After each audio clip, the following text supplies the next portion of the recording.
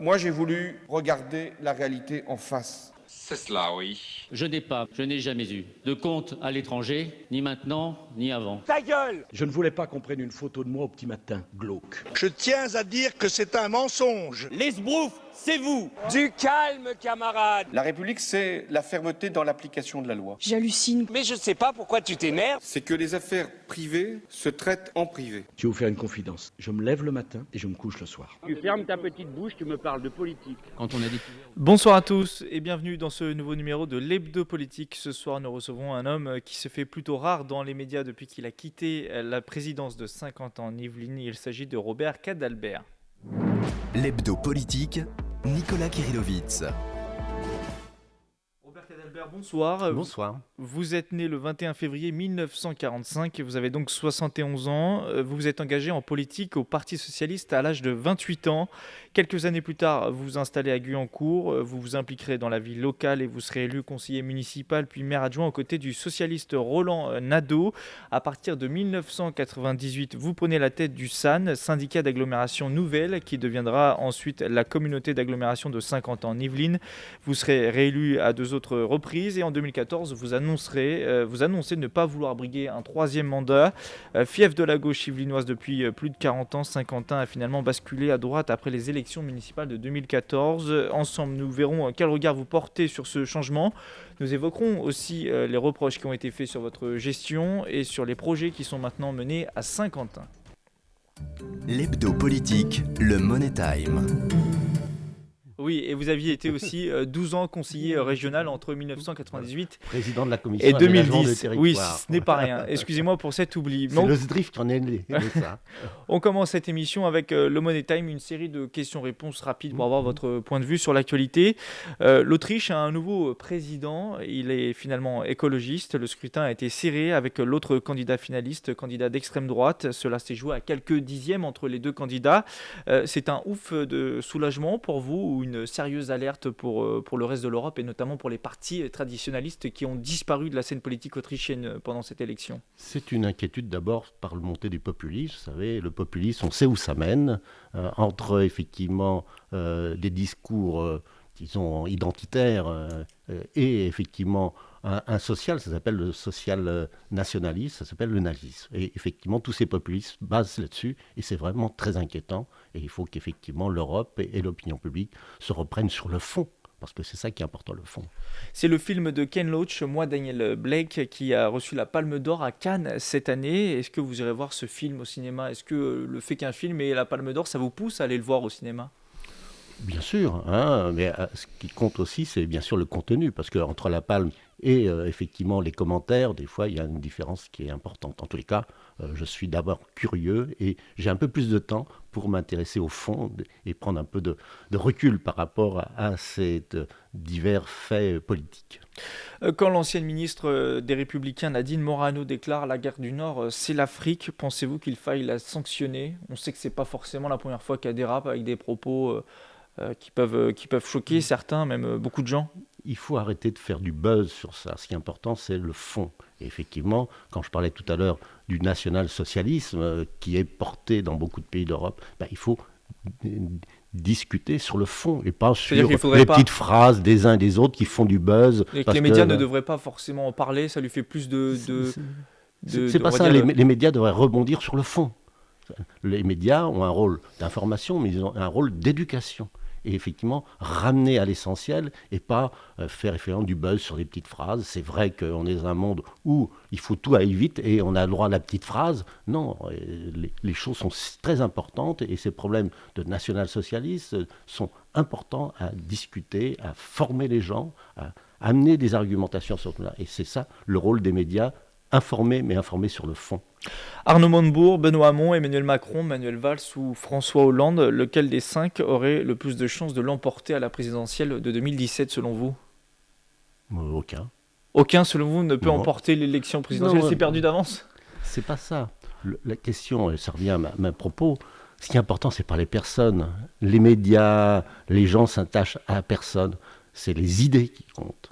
Et moi, dans toutes personnes que vous venez dire, je disais qu'ils sont intéressantes, mais ce qui est important, c'est la somme de toutes ces idées. Par exemple, Macron, je ne comprends pas que sur le temps de travail, il n'ait pas une vision que le temps de travail doit se réduire de façon massive dans les dizaines d'années qui viennent. C'est une évidence mathématique.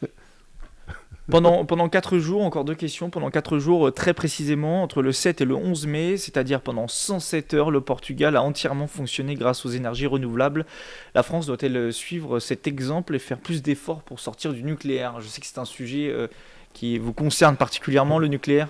Oui, parce que je pense qu'être un connaisseur de la situation, il faut être contre le tout nucléaire. Vous savez, avant d'être faire de la politique, j'étais militant CFDT au CEA. Et on s'est battu à l'époque contre le tout pétrole, contre le tout charbon, et qu'il faut se battre contre le tout nucléaire. Aujourd'hui, il y a des possibilités de réduire la part du nucléaire. D'ailleurs, on n'en parle pas assez. Intelligente, par exemple, les centrales nucléaires peuvent fonctionner 10 à 20% de moins en mettant un nucléaire plus sûr. C'est-à-dire que prendre plus de temps dans l'entretien des centrales nucléaires est un élément important. Ça n'en parle pas. Et 10% de moins de fonctionnement d'une centrale nucléaire, c'est autant d'électricité en moins. Et puis d'un autre côté, sur l'énergie nucléaire, on peut faire aussi de l'hydrogène. Pendant que les centrales nucléaires ne fonctionnent plus la nuit parce qu'ils doivent suivre la charge de réseau, vous pouvez fabriquer de l'hydrogène. Et vous avez toute une énergie de l'hydrogène qui est non polluante, intéressante, en particulier dans les systèmes d'énergie renouvelable où vous avez besoin d'un stockage de l'énergie. Et Povidian, qui est une société qui vient de se créer à Saint-Quentin-Yvelines, ici, cette société-là, elle pourrait, avec de l'hydrogène, mettre des systèmes très importants en place. Alors, une dernière question. Je vous sais plutôt amateur de rugby. Vous êtes un fan de rugby, mais quel regard vous portez sur le parcours d'un joueur tel que Zlatan Ibrahimovic au PSG ? 180 matchs, 156 buts. Il a annoncé qu'il quittait le club parisien. Pour vous, c'est une immense star ou alors c'est pas quelqu'un vers qui vous vous reconnaissez ? Il faudrait faire une émission uniquement sur ce sujet-là. Il est bien évident qu'on ne parle pas de football. On parle de médias, on parle d'images, on parle de showbiz, mais on ne parle pas de football. Donc ce qui est important, c'est le sport santé, c'est le sport de masse. C'est bien qu'il y ait des stars, ça permet d'amener de l'argent dans le système. Mais pas que. Mais pas que. C'est un épiphénomène, les problèmes de stars dans le foot ou d'ailleurs dans les autres sports. L'hebdo politique, Nicolas Kirillovitz. Premier thème de cet hebdo politique, Robert Cadalbert, on va parler de vous, vous qui avez été président de Saint-Quentin-en-Yvelines entre 1998 et 2014. Vous avez baigné longtemps dans la politique. Quelle est votre vie désormais ? Que faites-vous de vos journées ? Vous êtes, je crois, impliqué dans le golf à Saint-Quentin et pas que. Oui, maintenant je fais que des choses qui me font plaisir. Avant, c'était pas forcément un plaisir d'être président de l'agglomération. Vous savez, passer ces soirées et ces nuits dans des réunions politiciennes où il faut être, parce qu'il faut l'être, mais qui servent à rien sauf à être présent, c'est vraiment beaucoup de temps perdu. Et c'est ça le drame de la politique politicienne, du rapport de force qu'il faut absolument mener. Et maintenant, je suis débarrassé de ça et donc je peux m'intéresser à d'autres choses bien plus intéressantes. Vous vous intéressez à quoi alors dans la vie de tous les jours ? Je continue à m'intéresser au golf et à la Ryder Cup, puisque l'engagement que j'ai pris avec le président de la fédération, c'est de faire le golf pour tous, et l'association que je préside, Sky Golf 2018, a pour objectif de populariser le golf, de le faire introduire dans les entreprises en particulier. On crée par exemple les Happy Hour Golf. Venez tous les derniers jeudis. Vous êtes invités tous les derniers jeudis du mois au Golf National pour les Happy Hour. L'idée, c'est de dire que le golf, c'est accessible pour tous, malgré son image un peu parfois, on va dire, bourgeoise ou inatteignable. Oui, c'est très important parce que le golf, en termes de pédagogie, je l'ai découvert assez tard, après le rugby. Mais j'ai maintenant une licence de golf, je n'ai plus de licence de rugby. Ça, je peux vous dire que c'est aussi un intérêt quand on vieillit. Et ce sport a beaucoup de qualités pédagogiques. D'abord, on ne joue pas contre l'autre, on joue d'abord contre soi-même. Il y a des qualités d'attention, de concentration, de recherche de l'excellence dans le geste qui fait un excellent outil pédagogique à tout âge. Est-ce que ça vous manque, la politique, 2 ans après la fin de votre mandat de président de Saint-Quentin? Est-ce que parfois vous avez, envie, d'y retourner, plus ou moins sérieusement ou alors, c'est vraiment derrière vous? Ça, je pense que moi, ce qui m'intéresse, c'est la vraie politique, c'est sur le fond, les idées. Hein, je pourrais parler du temps de travail qu'il faut réduire de façon massive, un certain nombre de choses. Oui, ça m'intéresse. Donc ce qui vous manque, c'est les discussions de fond? Oui, des lieux, ce que devraient être les partis. Les partis politiques devraient être des lieux où on discute du fond, alors qu'on sait très bien que les partis, c'est avant tout des écuries pour le pouvoir, pour conquérir des pouvoirs, et avec des choses qui ne sont pas très sympas, que l'on voit à l'intérieur des partis et entre les partis eux-mêmes. Après mars 2014, ça fait maintenant 2 ans que vous n'êtes plus président de Saint-Quentin. Est-ce que ça a été facile de passer à autre chose ou alors il y a dû y avoir une période d'adaptation forcément compliquée? Comment ça s'est passé pour vous? Très bien, dans le sens où je pense être quelqu'un dans le faire. Hein, ce que j'ai montré à Saint-Quentin-les-Mines, ce n'est pas les discours, c'est faire. Et d'abord, j'ai déjà créé une société, hein, RC2 Partenaires, vous voyez, ça s'appelle Robert Cadalbert Ryder Cup, c'est RC2 Partenaires, voilà, qui fonctionne actuellement.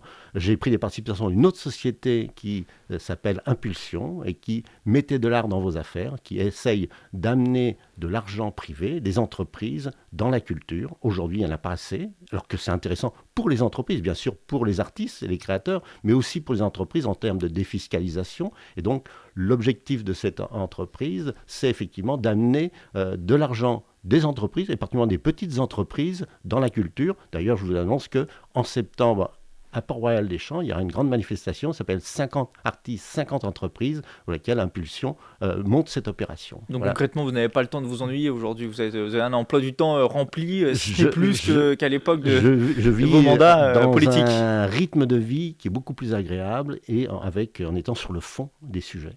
Pour revenir sur votre mandat et pour évoquer, pourquoi pas, du fond, est-ce que vous nourrissez avec le recul, quelques mois plus tard, des regrets par rapport à vos 16 ans passés à la tête de l'agglomération et puis inversement, est-ce qu'il y a des choses qui vous rend particulièrement fier? C'est une question qu'on pose souvent avec le temps. On peut toujours avoir des regrets, mais surtout, moi, j'ai de la satisfaction, que me disent d'ailleurs la plupart des gens, et surtout la première satisfaction, c'est que les choses continuent.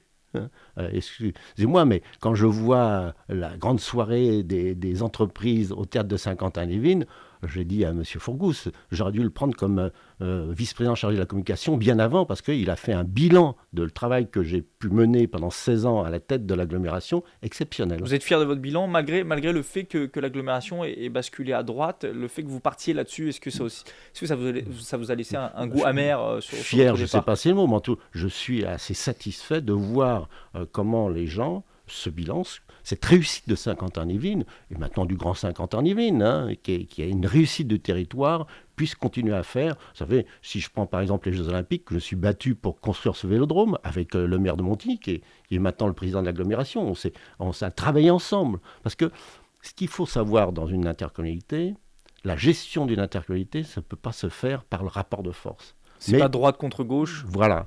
L'intercommunalité se fait par la recherche du consensus, la recherche de l'intérêt général, et parce que tous les intérêts sont, disons, valables, les intérêts publics, privés, l'intérêt d'une commune par rapport à une autre, tous ces intérêts-là ça va, mais il faut absolument faire des compromis et rechercher le plus grand dénominateur commun. C'est ça le rôle d'un président de l'agglomération, et c'est assez compliqué. Alors l'agglomération qui a basculé en 2014 pour la première fois à droite, la première fois de son histoire, est-ce que c'est quelque chose qui vous a touché, ou alors vous êtes dit finalement c'est le jeu politique et le jeu démocratique, et finalement quelque part peut-être qu'il était temps que Saint-Quentin bascule? Oui, c'est histoire de ou basculement. Alors vous est passé au-dessus de non, mais la tête. Il faut voir, le basculement, c'est pas le mot. Ce qui est important, c'est ce qui se passe à Saint-Quentin-les-Mines, les politiques qui sont menées. C'est vrai qu'actuellement, le président de l'agglomération, c'est difficile pour lui, plus difficile que pour moi, parce que les réductions des dotations, hein, je dis souvent, si on n'avait pas changé les règles du jeu il y a 20 ans par les réformes de la taxe professionnelle, aujourd'hui, on aurait pu rembourser entièrement la dette de Saint-Quentin-les-Mines. Mais cette dette de Saint-Quentin-les-Mines, qu'on parle beaucoup, c'est les actifs, c'est une université, c'est des vélodromes, c'est des écoles, c'est des infrastructures, et tout ça a un coût. Mais on serait dans une entreprise privée, on mettrait actif-passif. Et sur actif-passif, là, je suis assez fier de l'actif de l'agglomération par rapport à son passif. Vous parliez de la politique qui est menée aujourd'hui par la droite et Michel Laugier, le président de Saint-Quentin. Quel regard justement vous portez sur cette politique avec un accent mis sur l'économie, l'innovation et puis des baisses pour certaines associations, notamment culturelles. Il y a un vrai choix politique qui est fait là de tout miser sur l'économie ou presque tout. Les choix, vous savez, l'agglomération ou le Grand Saint-Quentin, c'est un immense bateau et ça ne se manœuvre pas comme ça du jour au lendemain. Moi, je suis assez satisfait de voir que l'effort sur l'économie est toujours prioritaire. La réussite économique de Saint-Quentin, Yveline, même par l'opposition longtemps, était reconnue. Donc, non seulement elle est mise en valeur maintenant, elle était reconnue avant. Moi, ça me satisfait. Même le développement de la maison de l'entreprise qui se passe actuellement avec la pépinière et tout ça, me paraît aller dans le bon sens. C'est une évidence. Après, moi, je ne suis pas forcément d'accord avec tous les choix, mais il faut en faire des choix, surtout dans une période où il faut faire des réductions de budget parce que, effectivement, les ressources diminuent, les dotations de l'État diminuent, quels que soient les gouvernements d'ailleurs de l'État, les dotations de l'État diminuent, donc on est obligé d'adapter sa voilure en fonction des circonstances. Et je pense que le président de l'agglomération actuellement trouve des bons compromis. Mais encore une fois, il faut trouver des compromis et il ne faut pas jouer les rapports de force. Tout ce qui se passe de façon politicienne actuellement, du rapport de force, je pense que c'est négatif pour l'avenir des habitants de Saint-Quentin. Vous le dites, le rapport de force et les tensions entre la droite et la gauche n'ont jamais été aussi importants à Saint-Quentin. Est-ce que vous suivez les affaires? Est-ce que vous vous intéressez à ça? Bien sûr, je suis de près. Et encore une fois, ce qui est important à connaître pour que l'agglomération aille dans le bon sens, il faut avoir développé le projet, avoir un projet. Moi, je suis satisfait qu'il y a la première vice-présidente, la maire de Plaisir, est en charge du projet. Je me suis battu contre le Grand Saint-Quentin à un moment donné parce que je leur disais, mais quel projet? Aujourd'hui, je vois que des villes comme Plaisir, Maurepas sont d'accord pour être dans le cluster, parce que l'avenir, c'est le cluster Paris-Saclay. Moi, je suis satisfait, mais il faut parler du projet, des ambitions pour le territoire, et après, trouver des compromis et le plus grand dénominateur commun dans l'intérêt de tous et surtout dans l'intérêt des habitants et de ces entreprises. Et aujourd'hui, la gauche et la droite ne semblent pas trouver beaucoup de compromis puisque la droite n'a pas proposé de vice-présidence à la gauche qui a tout fait pour qu'il y ait un nouveau conseil d'installation. On s'installe dans une guéguerre entre opposition et majorité. Est-ce que vous aviez connu pareille situation, vous, durant votre mandat, ou alors c'est véritablement une première et une triste première? À ce point-là, oui, c'est une première. Après, des tensions, des négociations, il y en avait toujours. Il y en a toujours eu dans ce domaine-là. Après, il faut avoir l'esprit, effectivement, d'ouverture, de trouver des solutions et d'accepter. Si l'intérêt, c'est pour des raisons purement politiques de pouvoir, je crée des rapports de force pour j'ai raison et c'est ma position qui l'emporte, ça amènera à quelque chose de négatif et beaucoup d'énergie dépensée pour rien. Selon vous, cette position-là que vous dénoncez, c'est ce que fait la gauche et la droite aujourd'hui? Et la gauche également? Votre camp? Oui, bien sûr, bien sûr. Vous savez que pour avoir un rapport de force, il faut avoir deux forces qui s'opposent. Et effectivement, cette volonté d'opposer, pour des choses qui dépassent complètement l'intérêt des habitants, mais qui sont dans l'intérêt des parcours politiques des uns des autres. C'est bien évident que certaines personnes, c'est d'abord leur parcours politique qui compte. Et donc ce rapport de force qui est mené dans l'intérêt de leur parcours politique, c'est contre l'intérêt des habitants et du territoire. Il n'y a pas une opposition constructive aujourd'hui? Est-ce que vous essayez parfois pas d'interférer dans les affaires de Saint-Quentin et de la gauche, mais de donner des conseils? Est-ce que vous pouvez passer parfois des coups de fil, faire passer des messages avec votre expérience? Les conseils, j'essaye de les donner quand on me les demande. Est-ce qu'on se tourne vers vous? Est-ce que certains élus de l'opposition se tournent vers vous pour vous dire voilà comment on peut sortir de cette situation avec ce blocage, 0 vice-présidence à gauche? On ne me demande pas officiellement d'avis, à part vous aujourd'hui. Mais effectivement, j'ai mon avis sur ces affaires-là. J'ai des solutions qui peuvent être mises en œuvre. Mais pour mettre en œuvre des solutions, il faut que tout le monde soit d'accord pour trouver des solutions. Et là, actuellement, en dehors du fait que chacun campe sur ses positions dans des camps pour leur intérêt personnel ou leur intérêt politique, je ne vois pas vraiment la volonté de trouver des solutions, de trouver des bons compromis. Quelles seraient les solutions selon vous alors? De parler du projet. de parler du projet, de parler du cluster Paris-Saclay, de voir comment on travaille dans ce domaine-là, comment tout le monde se retrousse les manches, comment on fait avancer le train. Vous savez, le train, il avance et puis après, on monte dedans ou pas. Mais il faut... Vous avez parlé de mon passé rugbystique, c'est un peu comme une équipe de rugby. Il faut un capitaine, on fonce et puis on pousse. S'il y a un qui pousse pas en mêlée, vous savez, c'est toute l'équipe qui perd. C'est-à-dire qu'il y a des sujets sur lesquels les élus, qu'ils soient de droite ou de gauche, pourraient se retrouver, discuter et finalement avancer. Bien sûr, bien sûr. C'est une question de volonté. Bien sûr.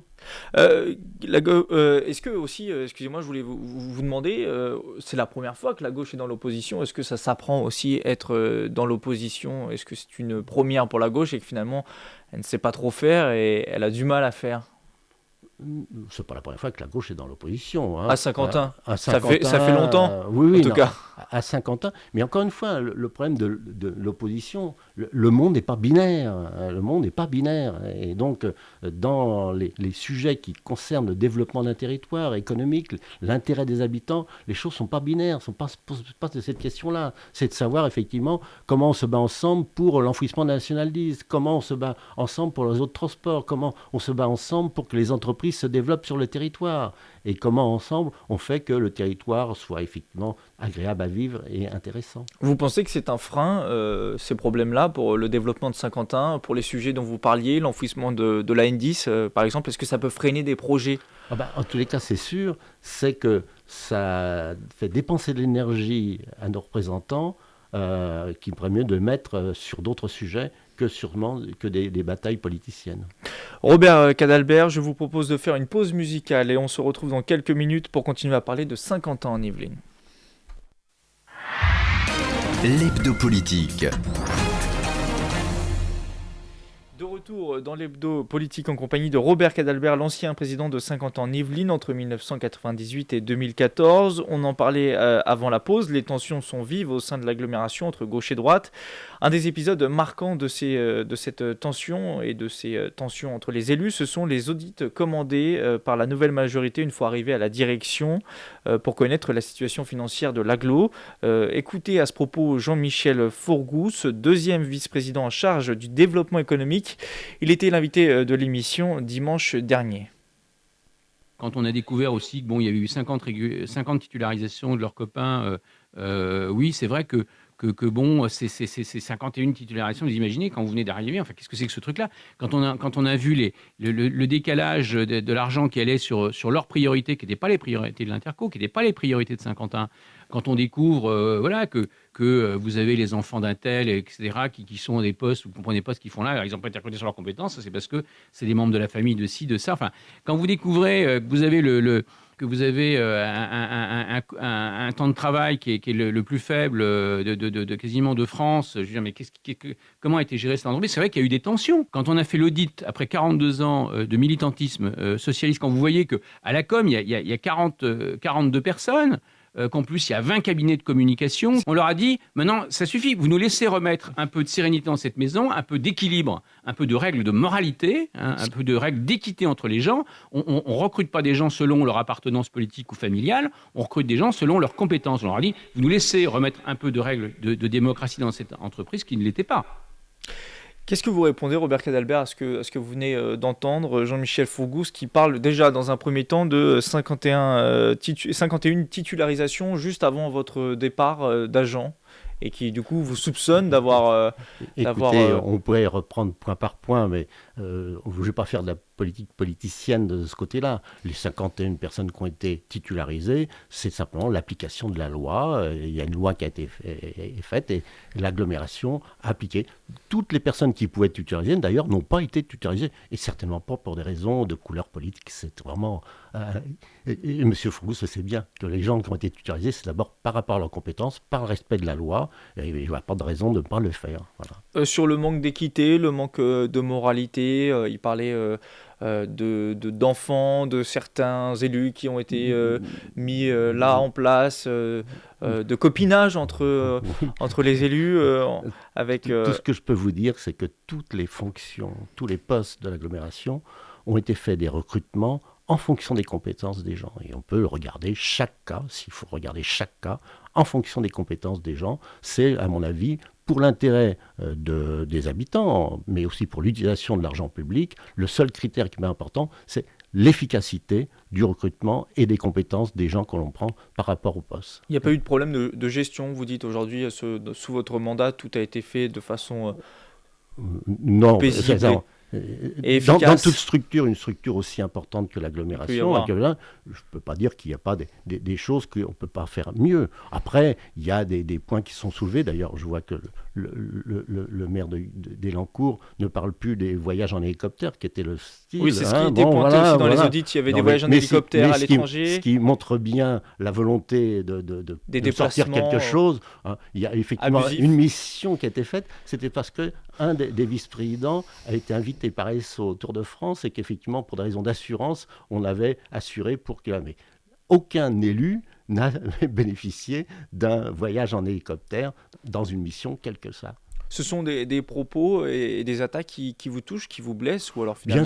Bien sûr, mais je crois qu'il faut encore la ramener à leur juste titre. Moi, ce qui, à la fois, effectivement, on peut être blessé par tout ça, mais ce qui me satisfait, c'est effectivement, encore une fois, la prestation qu'a fait M. Jean-Michel Fourgousse lors de la première soirée des entreprises, où, encore une fois, l'ensemble de tout ce qui a été présenté, de l'Estaca, de toutes les entreprises françaises, je crois qu'il n'y a que Nissan que j'ai trouvé que je n'avais pas signé leur installation sur Saint-Quentin en Yvelines. Voilà.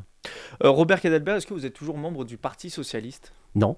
Après plus de 40 ans, j'ai mes annuités de retraite, donc j'ai 40 ans, ça suffit. Vous avez quitté le Parti Socialiste il y a peu de temps, c'était quand ? Oui, il y a 2 ans, voilà. Quel regard vous portez sur votre parti historique ? J'imagine que vous suivez aussi les affaires du PS. Certains le disent au bord du gouffre, avec un gouvernement impopulaire qui n'a pas de majorité pour faire voter un de ses textes majeurs. Je pense bien sûr à la loi travail, des manifestations qui se poursuivent, un risque important de ne pas être présent au second tour de 2017. Le PS est-il encore en vie selon vous ? Et s'il est en vie, est-ce qu'il est en bonne santé ? Il n'est certainement pas en bonne santé, mais comme tous les partis. Malheureusement, je ne vais pas me satisfaire que les autres partis soient aussi dans la déliquescence totale pour me satisfaire de la situation du PS. Moi, ce qui m'importe, c'est comment le débat sur les idées, j'en parlais tout à l'heure, et effectivement le débat sur les idées de fond, par exemple sur le temps de travail, sur la société que l'on veut. Effectivement, on veut une société où effectivement les gens ont un financement en fonction de leur travail, où on met une société où on a une bonne partie de la société qui ne travaille plus, qui est soumise à des subventions pour continuer à vivre, ou alors est-ce qu'on veut que ça soit une société où c'est le travail qui est la clé de répartition de la richesse ? Vous êtes pour un abaissement du temps de travail ? Mais massif. De toute façon, c'est l'histoire qui est derrière. On connaît très bien on voit bien, je sais pas, l'exemple de la disparition du ticket de métro qu'on annonce. Bon. Oui, par Valérie Pécresse, la présidente de la région. On peut tout à fait imaginer, parce que c'est la réalité, c'est que le travail pour produire la richesse est de moins important. D'ailleurs, c'est en France qu'il y a la productivité la plus importante de l'heure de travail. Et donc, il est évident que jusqu'à présent, on fait la course au développement de la consommation pour la croissance, pour que tout le monde ait un maximum de travail. Mais on voit bien que c'est un système qui va s'arrêter à un moment donné. Et donc, il faut réduire le temps de travail. Et donc, après, la question qu'il faut, mais massivement. C'est-à-dire qu'on est aujourd'hui officiellement à 35 heures. On sait que beaucoup d'entreprises travaillent plutôt à 39 heures. Selon vous, il faudrait abaisser ça à 32, 30 heures ? Moi, je ne vais pas donner un truc. Simplement, la tendance mondiale et nationale sur les 50 dernières années, qui seront encore plus importantes dans les 50 prochaines années, c'est la réduction du temps de travail. On voit bien qu'on produit avec demain. On peut imaginer que l'essentiel de la production, de la richesse, se fasse par des robots. Comment on gère la société dans ces cas-là ? Quel est le critère de répartition de la richesse ? Et par le capital aujourd'hui ? Aujourd'hui, vous voyez bien les taux de productivité ont bénéficié au capital et pas au travail. Donc, sauf dans la réduction. Il n'y a qu'un moment où la richesse créée a été plus vers le travail que vers le capital, c'est avec la réduction de temps de travail des 35 heures. Donc clairement, si vous étiez député socialiste aujourd'hui, vous n'auriez pas voté cette loi travail. Vous êtes opposé à la loi travail ? Attendez, la loi travail, il faudrait en parler parce qu'il y a plein de choses dedans. Si aujourd'hui on a un conflit avec certains syndicats comme la CGT... Vous êtes pour ou contre ? Alors je sais que vous n'aimez pas ce côté binaire, mais pour ou contre ? Globalement. Il faut voir un vote, c'est oui ou non. L'élément essentiel de la loi travail dont on ne parle pas assez, ou les médias ne parlent pas assez, c'est effectivement que la loi travail redonne le pouvoir aux salariés dans les entreprises Oui, et pas aux syndicats. Les accords d'entreprise. Vous voyez bien, la CGT et Faux un truc se battent parce qu'effectivement, ils perdent leur raison d'être. Vous voulez dire les que syndicats, les organismes. Aujourd'hui, c'est parce que la CGT et puis les syndicats, plus généralement, ont peur de disparaître, qui mobilisent les gens sur ce sujet-là. La loi Ils de défendent travail, pas forcément l'intérêt des gens, mais le leur alors. Ils défendent d'abord l'intérêt. Les conservatistes ne sont pas seulement à droite et à l'extrême droite, ils sont aussi dans les syndicats. Vous voyez très bien que, ce qui est normal, moi je serais dans une structure de ce type-là, je défends l'intérêt de ma structure parce que c'est mon intérêt personnel. Et on est dans ce cas de figure. Et que la loi sur le travail est l'élément essentiel quand il y a un problème dans l'entreprise, quand il y a des décisions à prendre dans l'entreprise, c'est les salariés de l'entreprise qui décident. Et ça, c'est bien alors ? Bien sûr. Même si, en échange, parce que les syndicats disent, bah oui, mais c'est quoi le poids des salariés face à leur patron ? Je pense qu'on peut, encore une fois, trouver des compromis dans l'entreprise où l'intérêt des salariés, l'intérêt à long terme de l'entreprise puisse se faire. Et les mieux placés pour le faire, c'est pas forcément le syndicat au niveau parisien qui peut le faire, c'est les salariés dans l'entreprise. C'est ça l'essentiel de la loi Khomri. Et c'est effectivement pourquoi la CGT s'accroche actuellement. Pourquoi ? Il faut un petit peu moins les autres syndicats, c'est parce qu'ils savent très bien que leur outil, leur survie dépend de cette affaire. Finalement, les syndicats aujourd'hui seraient presque dépassés à vous écouter, un peu comme les partis, ce que vous disiez, le manque d'idées, le manque d'innovation peut-être. Oui, il faut redonner le pouvoir où il doit être, dans les débats d'idées auprès des citoyens, mais aussi effectivement dans les entreprises, que les salariés puissent débattre et décider de leur sort, de leur vie. Ils sont les mieux placés. Aujourd'hui, quand on a des structures qui sont effectivement mises en place comme les organisations syndicales, alors, vous voyez bien que certaines organisations syndicales ont évolué plus facilement parce qu'ils tiennent plus compte de ça, mais d'autres, vous voyez très bien, c'est une caricature de ce qui se passe aujourd'hui. Vous voyez bien que la CGT fait monter tous ces gros bras des dockers, comme on l'avait avec le temps avec le livre, pour bloquer. Finalement, on est comme dans un vieux mouvement. Ça ressemble à un vieux mouvement social. Oui. Alors, malheureusement, j'espère que... Est-ce qu'ils attendent qu'il y ait un drame ? Parce que c'est ça, pour effectivement, dans le rapport de force qui est mené, est-ce qu'il y a un drame qui, effectivement, va émouvoir la population parce qu'il y a eu un mort ou de ce type-là ? J'espère que ça ne tombera pas. Mais en tous les cas, les vraies questions sur la loi de travail, c'est celui-là. On parlait du Parti Socialiste tout à l'heure. Vous faisiez partie de quel camp au sein du PS ? Est-ce que vous êtes plutôt classé à gauche ou alors vous êtes plutôt, on va dire, social-libéral ? Là, on parle d'idées, là. 40 ans de socialisme. Il y a bien des idées qui vous ont marqué. Oui, non, mais effectivement, mais ce qui importe, c'est les idées derrière. Je suis arrivé au Parti Socialiste avec le CRS de Jean-Pierre Chevènement, vous voyez. Et après, j'ai quitté l'Essonne avec Michel Rocard. Mais ce qui m'importe, vous savez, les gens changent. Moi, j'ai eu un congrès, qui le rappelle, de Metz, où Laurent Fabius se battait contre Michel Rocard parce qu'il voulait tout nationaliser. C'était le programme commun. Alors que Michel Rocard disait, non, il suffit de prendre 30%, une participation des entreprises pour finaliser les entreprises au service de la France. Donc vous voyez, des débats de ce type-là, j'en ai eu beaucoup. Et aujourd'hui, je vous parlais tout à l'heure des finances du temps de travail. Oui, le temps de travail doit réduire massivement. Et je suis presque plus proche de gens qui ont des idées comme La Route-Roux, Nouvelle Donne, de ce type-là, que effectivement de certains. Monsieur Macron, Monsieur Valls, je les aime bien sur plein de choses. Mais effectivement, sur ce problème fondamental, quelle société on veut demain ? Est-ce que c'est une société basée sur le travail ? Et c'est le travail qui est la clé de répartition de la richesse. Ou est-ce qu'on veut simplement maintenant une société, c'est sur l'acquis, j'ai un bien, je valorise et je ne tiens pas compte du travail. Actuellement, on parle de rémunération des grands patrons. On parlait tout à l'heure de Zlatan. C'est quoi le rapport entre l'argent et le travail ? On peut se poser des questions là. En tous les cas, moi, ce qui me paraît important dans les idées, c'est se battre. Quelle société on veut pour demain ? Est-ce que la répartition de la richesse se fait par le travail ou est-ce que se fait par le bien que j'ai ? Est-ce que vous êtes inquiet ? On va terminer cette émission sur la présidentielle. Est-ce qu'à un an de la présidentielle, vous êtes inquiet pour le Parti Socialiste ? Alors, il y a encore possibilité de se réinventer, de trouver un candidat qui pourrait faire gagner la gauche et le PS ? Je suis surtout inquiet sur le débat qui est plus sur les personnes. Vous voyez bien comment tout... C'est le but d'une élection présidentielle, c'est souvent une personne qui représente un parti. Mais ce qui est important, c'est le débat sur les idées. Est-ce qu'on va se battre, par exemple, pour la réduction massive du temps de travail ?